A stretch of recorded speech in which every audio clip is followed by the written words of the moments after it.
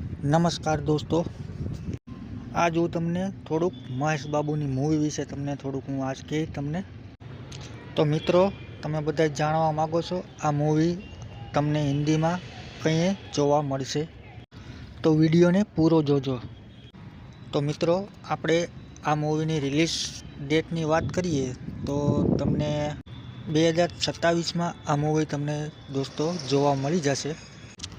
તો દોસ્તો, 2027માં તમને આ મૂવી ફિલ્મ ટોકીસમાં જોવા મળી જશે.